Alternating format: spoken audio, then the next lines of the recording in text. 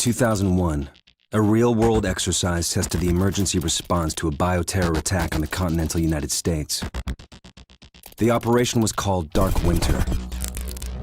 Within just a few days, the simulation spiraled out of control. The operation predicted a rapid breakdown in essential institutions, civil disorder, and massive civilian casualties.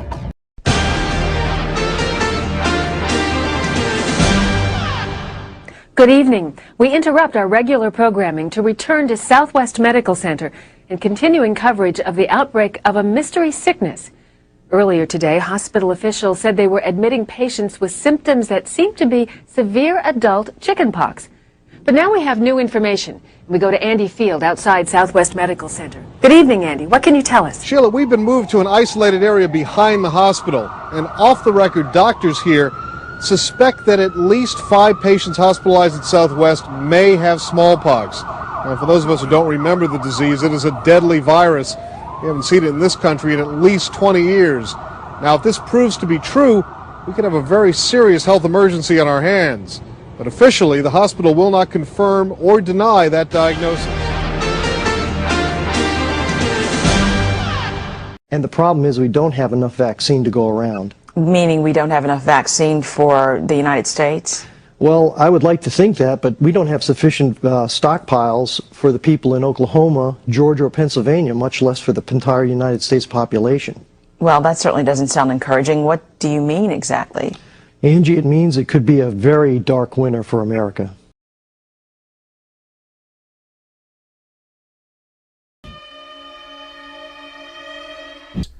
Now back to Event 201.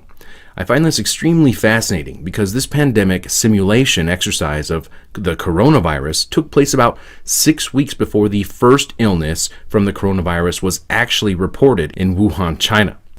Now that is one hell of a coincidence if you ask me. I'm not sure if you believe in that sort of thing. I have a hard time believing in coincidences. Another fascinating connection is the fact that not only did Bill and Melinda Gates Foundation participate in and help set up the pandemic simulation of the coronavirus outbreak, they also just so happen to fund the group, the very group who owns the patent to the deadly coronavirus and are already working on a vaccine to solve the current crisis. Again, an incredible coincidence, I know. Now, the members of the Emergency Epidemic Board in this simulation consist of representatives from major banks, the Bill and Melinda Gates Foundation, Johnson & Johnson, logistical powerhouses, the media, as well as officials from China and Americans' Center for Disease Control, just to name a few. Now, this simulation also includes news reports, which were fabricated just for this exercise. Please keep that in mind because they are eerily similar to reports we are currently seeing regarding the real-world coronavirus outbreak. Now, in the spirit of transparency, I have edited some of the clips only due to time restraints to shorten them. After all, this exercise lasted between 4 and 5 hours, so I condensed as much of the material as I could. Now let's take a quick look at how this simulation began. Hello everyone, I'm Anita Cicero, Deputy Director of the Johns Hopkins Center for Health Security, and today I will be your Master of Ceremonies for Event 201. On behalf of our center and our partners, the World Economic Forum and the Bill and Melinda Gates Foundation, the goal of the Event 201 exercise is to illustrate the potential consequences of a pandemic and the kinds of societal and economic challenges it would pose. Today's scenario is going to simulate meetings of a multi-stakeholder group called the Pandemic Emergency Board. This board has been urgently convened by the World Economic Forum, and Johns Hopkins has been asked to moderate the board meetings and provide expertise during the board's deliberations. The mission of the Pandemic Emergency Board is to provide recommendations to deal with the major global challenges arising in response to an unfolding pandemic. The board's recommendations are aimed at top decision makers in national governments, global business, and international organizations. The scenario you will be presented with this morning could easily become a shared reality one day. I fully expect that we will be confronted by a fast-moving, highly lethal pandemic of a respiratory pathogen.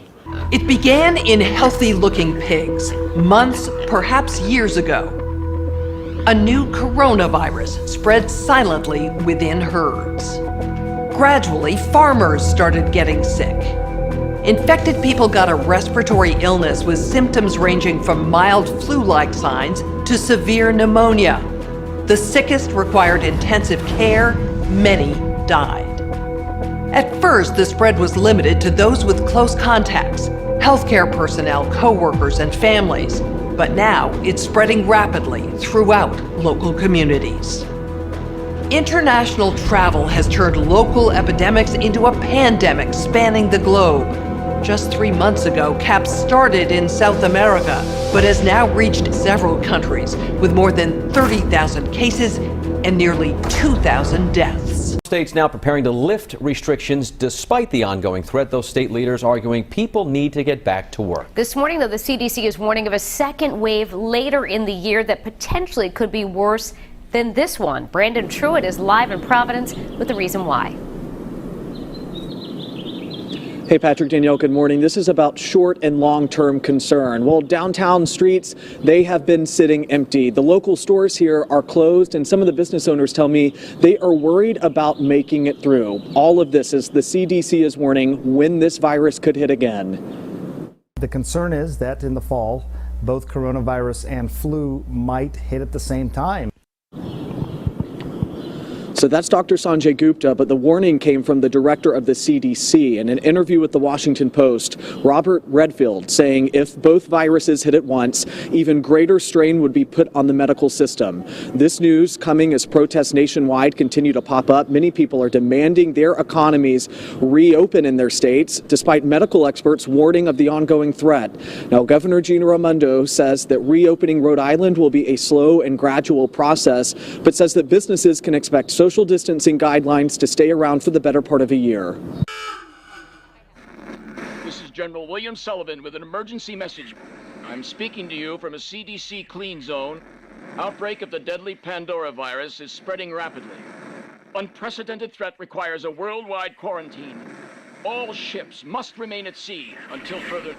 Humanity must endure. A virus? Stop the ship! What should we do? They're buying it. They're buying it. Chillingly plausible indeed, Joe Morgenstern of the Wall Street Journal. Today, the world is battling a global pandemic, and there's plenty of work to do. Some needs are obvious, like developing medicines and vaccines. Some needs are less obvious, like finding a faster way to put those medicines and vaccines into small glass vials so every person in America can quickly get vaccinated. This task sounds simple. They said every person in America can be quickly vaxxed. So let's go back into the clip more. Some needs are obvious, like developing medicines and vaccines. Some needs are less obvious, like finding a faster way to put those medicines and vaccines into small glass vials so every person in America can quickly get vaccinated. This task sounds simple, but it's surprisingly hard. America has 330 million people, all of whom will likely need 2 to 4 injections. That means packaging between 660 million and 1.3 billion doses of a vaccine, which requires an enormous number of glass vials and syringes. We have some of those glass vials and syringes in stockpiles, but not nearly enough. And it will take at least 12 months to get the needed amounts. We can't wait that long. And even if we somehow got all the glass vials and syringes, we will also need specialized filling machinery to fill all those vials. Again, we have some, but not nearly enough. Well, over this decade, we believe unbelievable progress can be made, both inventing new vaccines and making sure they get out to all the children who need them. We could cut the number of children who die every year from about 9 million to half of that if we have success on it. And the benefits there in terms of reducing sickness, reducing the population growth, it really allows the society a chance to take care of itself once you've made that intervention.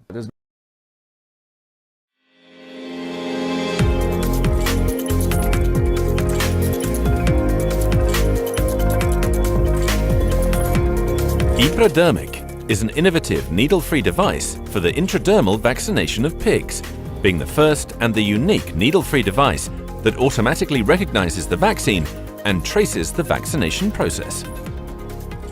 As a needle-free device, Epradermic works by precisely ejecting 0.2 ml of vaccine at high speed and pressure to penetrate the skin without the use of a needle. The ejection of the vaccine by Epradermic is divided into 3 different pressure stages, requiring a total time of less than 100 milliseconds. This consistent pressure profile ensures a homogeneous process where each animal is vaccinated exactly at the same tissue depth.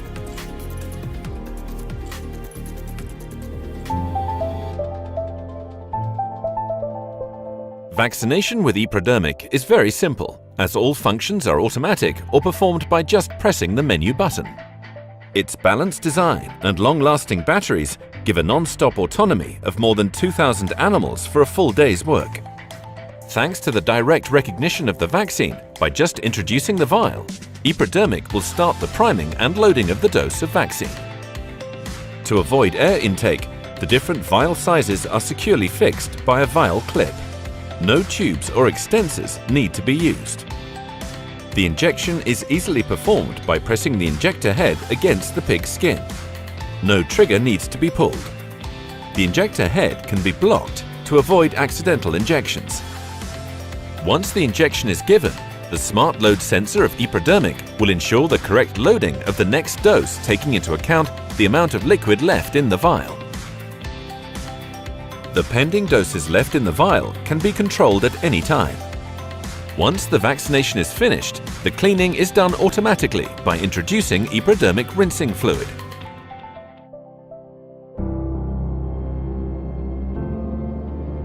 Epradermic is the only needle-free device in the swine industry that is able to give full and automatic traceability of the vaccination process, thanks to the smart vaccination concept. Smart vaccination is a revolutionary concept based on the RFID chip in the vaccines, connecting with Epradermic and the application EpraLink. With smart vaccination, you will have more control of your vaccination sessions with information that will guarantee and certify that the vaccination procedure was conducted successfully. Epra is the pioneer in animal health, offering you this groundbreaking concept and applying the Internet of Things in the vaccination of animals.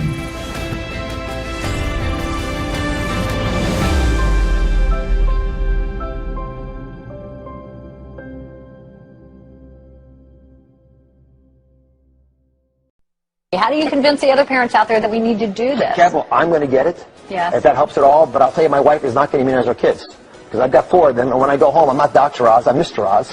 And my wife is not going to immunize her kids. My wife is not going to immunize her kids. My wife is not going to immunize her kids. Now, this pandemic simulation was broken up into 5 segments ranging from transportation and trade to communications and continuity of infrastructure. Some of the most shocking material is in segment 4 regarding communications. Let's take a quick look. Again, this is a simulation of a coronavirus outbreak which took place only 6 weeks before the actual coronavirus outbreak. Global health experts have highlighted that dis and misinformation are wreaking havoc on the CAPS response. Health workers are under attack in a number of locations due to rumors that they are purposely spreading the disease. And response efforts in many places have had to be suspended because of concerns around violence. Pharmaceutical companies are being accused of introducing the CAPS virus so they can make money on drugs and vaccines, and have seen public faith in their products plummet. Unrest due to false rumors and divisive messaging is rising and is exacerbating spread of the disease as levels of trust fall and people stop cooperating with response efforts. This is a massive problem, one that threatens governments and trusted institutions.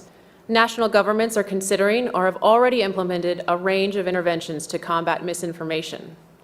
Some governments have taken control of national access to the internet. Others are censoring websites and social media content.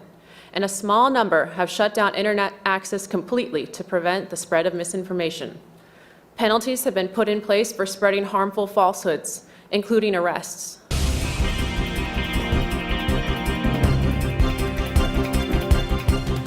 Alarming news emerging from social media companies today about the CAPS pandemic. Twitter and Facebook are reporting they've identified and deleted a disturbing number of accounts dedicated to spreading disinformation about the outbreak. For more on this, we go to our correspondent, Catalina Parks. Chen, these accounts were created by several state-sponsored groups intending to sow political discord, and some individuals are seemingly seeking to gain financial advantages. Violence against healthcare workers and minority populations has been increasing. A recent riot highlights the real danger in these posts. Countries are reacting in different ways as to how best to manage the overwhelming amounts of dis and misinformation circulating over the internet. In some cases, limited internet shutdowns are being implemented to quell panic. How much control of information should there be, and by whom? And how can false information be effectively challenged? And what if that false information is coming from companies or from governments? We're at a moment where the social media platforms have to step forward and recognize the moment to assert that they're a technology platform and not a broadcaster is over. They, in fact, have to be a participant in broadcasting accurate information and partnering with the scientific and health communities to counterweight, if not flood the zone of accurate information, because to put the genie back in the bottle of the misinformation and disinformation is nigh impossible. One thing we haven't spoken about, and I'm wondering whether it's time to talk about this, is a step up from the part of the governments on enforcement actions against fake news. My team has been monitoring the public response, and on various social media channels and cable networks, there's been some conspiracy theories that are around about the potential that pharmaceutical companies or the UN have released this for their own benefit. So as we move forward, obviously trust in pharmaceuticals and government is very important at this moment. And so as we move forward with developing the right scenarios, we have to make sure that the public communication is a major part of that because of these conspiracy theories. As you can see, the subject of dominating and controlling information is a top priority. While I understand that fake news is and can be very dangerous and damaging, we must keep in mind that governments and the media have an extensive track record of dishonesty and selling outright lies to the public all of the time. Hi, I'm Fox San Antonio's Jessica Headley. And I'm Ryan Wolf. Our greatest responsibility is to serve our Treasure Valley communities, the El Paso, Las Cruces communities, Eastern Iowa communities, Mid-Michigan communities. We are extremely proud of the quality, balanced journalism that CBS 4 News produces. But we are concerned about trouble and trending irresponsible, one-sided news stories plaguing our country. Because I've got 4 of them, and when I go home, I'm not Dr. Oz, I'm Mr. Oz. We trusted the scientists back in 1976 with the original swine flu shot, and a lot of people got sick. Right. Not only that, some people died, some people were paralyzed. From the shot itself. And people remember the swine flu vaccine as a terrible disaster. But this is one time. Forget the conspiracy. Listen to our government agencies. These guys are telling the truth. You know, there's no conspiracy here, folks. Just get your damn vaccine. Just get your damn vaccine. Just get your damn vaccine. The nail on the head. This is going to be a public relations, trust your government and your health officials public campaign. Mark my word, you and I are going to be talking about this a lot between now and fall. Me, look on the CDC website as to what is in the swine flu vaccine.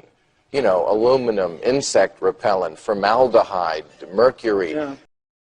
The outcome of the CAPS pandemic in Event 201 was catastrophic. 65 million people died in the first 18 months. The outbreak was small at first and initially seemed controllable, but then it started spreading in densely crowded and impoverished neighborhoods of megacities. From that point on, the spread of the disease was explosive. Within 6 months, cases were occurring in nearly every country. The global economy was in a free fall. The GDP down 11%. Stock markets around the world plummeted between 20 and 40% and headed into a downward cycle of fear and low expectation. Businesses were not borrowing, banks were not lending. Everyone was just hoping to hunker down and weather the storm. Economists say the economic turmoil caused by such a pandemic will last for years, perhaps a decade. The societal impacts, the loss of faith in government, the distrust of news, and the breakdown of social cohesion could last even longer. the line between disinformation and misinformation is not always an easy one to find. Governments need to be willing to do things that are out of their historical perspective, or for the most part, it's really a war footing that we need to be on. It can happen quickly. A Marshall-type plan, don't mean to say that exactly, but a Marshall plan that can go into effect can stimulate change very quickly. The distrust relates to the health system more generally. A step up from the part of the governments on enforcement actions against fake news. So I think a couple of things we have to consider are, even before this began, the anti-vaccine movement was very strong, and this is something specifically through social media that has spread. Welcome to Event 201.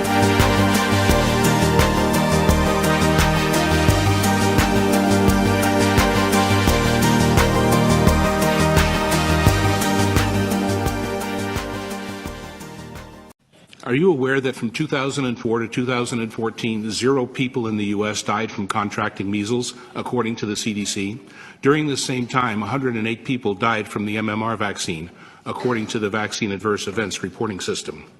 Are you aware that a 2011 study conducted by the Ottawa Hospital Research Institute found that 1 in 168 babies had emergency room visits within 4 to 12 days after their 12-month MMR vaccination, and that several children died during the study? The number of deaths was not disclosed. 1 in 168 is a lot higher than the 1 in a million vaccine injury risk that parents are told about, isn't it? Are you aware the CDC holds 50 patents on vaccines and sells $5 billion a year worth of vaccines? Are you aware that Merck's package insert on the MMR vaccine lists death as only one of dozens of possible side effects? Have any of you read a vaccine insert? Are you aware that the U.S. Congress has ruled vaccines are unavoidably unsafe? Are you aware that vaccine safety studies are almost always conducted by the vaccine manufacturers, and that none of the vaccines on the childhood schedule were tested against a true inert placebo? They were tested against an older vaccine or an adjuvant such as aluminum. Are you aware that pharmaceutical drugs under the FDA are safety tested for an average of 4.5 years prior to licensing? Vaccines are tested on average for 4.5 days prior to licensing. 4.5 days versus 4.5 years. Are you aware that a Harvard Pilgrim Hospital study funded by Health and Human Services in the U.S. revealed that less than 1% of vaccine injuries are reported? This means that more than 99% of vaccine adverse reactions are not reported or acknowledged. Are you aware that the U.S. Vaccine Injury Compensation Program has paid out more than $4 billion due to vaccine injury and death? Are you aware that Canada is the only G7 nation without a vaccine injury compensation program? The CDC uses Institute of Medicine reports to support their claim that vaccines do not cause autism. IOM's 2011 report on autism concludes, quote, "The evidence is inadequate to accept or reject a causal relationship between diphtheria toxoid, tetanus toxoid, and acellular pertussis-containing vaccines and autism," end quote. Institute of Medicine's 2011 safety report reviewed varicella, tetanus, hepatitis B, and MMR vaccines. 155 health conditions were studied. In 134 cases out of 155, the literature was inadequate to accept or reject causation. Does this sound like the science is settled to you? If you are not aware of these facts, then you have no business imposing this poorly tested medical procedure on Ontario's children. And if you are aware, then you are participating in medical and scientific fraud. The vast majority of parents of vaccine-injured or killed children now know the truth. They know the science is inadequate to support claims that vaccines are safe. See paragraph above. You will not silence these parents through censorship, shaming, mandates, and manipulation. Until Health Canada authorizes an independent long-term study of vaccinated versus unvaccinated, you are wasting everyone's time. No amount of pressure from Health Canada, Public Health, the Toronto Board of Health, or the corporate control media will ever convince us otherwise. Our trust has been broken. In a 2018 Globe and Mail opinion piece, Neil Rao and Richard Shabazz said this: "The borderline hysteria fueled by the media and public health that greets a few cases of measles is unwarranted." Mr. Rao is a respected immunologist on the staff of University of Toronto. Dr. Shabazz recently held the post of Chief Medical Officer of Health for Ontario. Perhaps you should listen to one of your own. Congress was blackmailed into drafting the NCVIA in 1986. Does everyone know what that is? Just in case. National Childhood Vaccine Injury Act. Vaccine manufacturers were losing multiple big money lawsuits surrounding injury and death of their products. They demanded Congress pass a law to give them legal immunity. In doing so, Congress said you must do safety studies annually and you must report to Congress every 2 years. In a 2018 lawsuit, it was proven that HHS did neither of those things. No studies and no reports to Congress for 30 years. Your scientists settled one-size-fits-all agenda intended to lead all citizens down the path of compulsory vaccination is in direct violation of the Ontario Healthcare Consent Act, the Universal Declaration of Bioethics and Human Rights, the Nuremberg Code, and the Charter of Rights and Freedoms in the Canadian Constitution, as supported by a Health Canada statement. This is Canada. It is not Salem, Massachusetts, 1692. It is not Berlin, 1939. This will not stand. Thank you for your time.